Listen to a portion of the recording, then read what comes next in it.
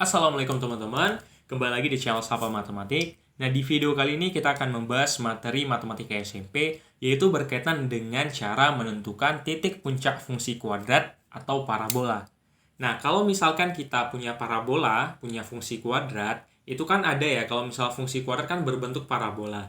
Dia bisa terbuka ke atas, bisa juga terbuka ke bawah, ya kan? Nah, jadi gimana nih kalau misalkan kita disuruh cari berapa sih titik puncaknya nih? Kalau kita lihat parabola kayak gini dan juga kayak gini, berarti yang ini puncaknya ya, atau sering disebut dengan maksimum, kalau ini sering disebut dengan minimum. Nah, untuk rumusnya itu gimana? Kita gunakan rumus yang ini. Nah, X ini XP dan YP itu maksudnya puncak.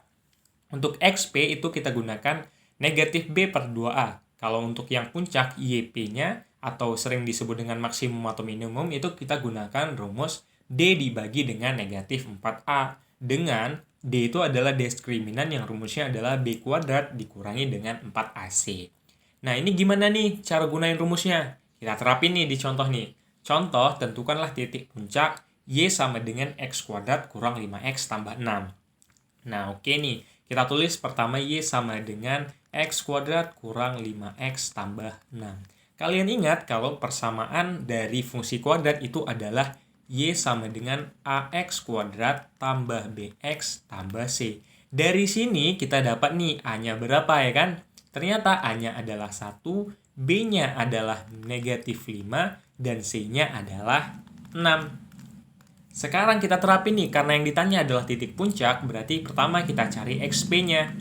XP rumusnya adalah negatif B per 2A. Dari sini B-nya adalah negatif 5, berarti negatif B kali. Ini jadi negatif 5 dibagi dengan 2 dikali A. A-nya adalah 1. Berarti hasilnya adalah 5 per 2.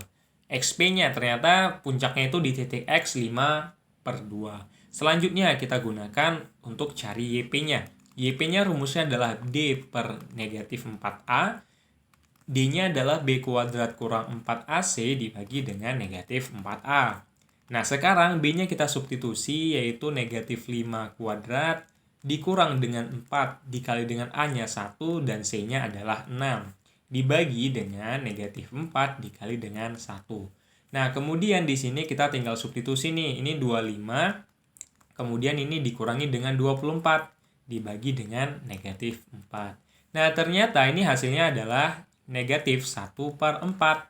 Oke, kita udah dapat ternyata dari soal tersebut, puncaknya itu di mana? Yaitu puncaknya atau titik puncaknya itu di XP, YP. YP berarti ini jadi XP-nya 5 per 2, min 1 per 4.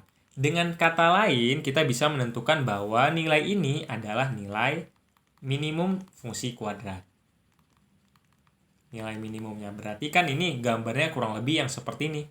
Nah, grafiknya yaitu terbuka ke atas. Oke, gampang ya. Nah, silahkan buat teman-teman untuk latihan menentukan soal seperti ini. Jawablah soal berikut.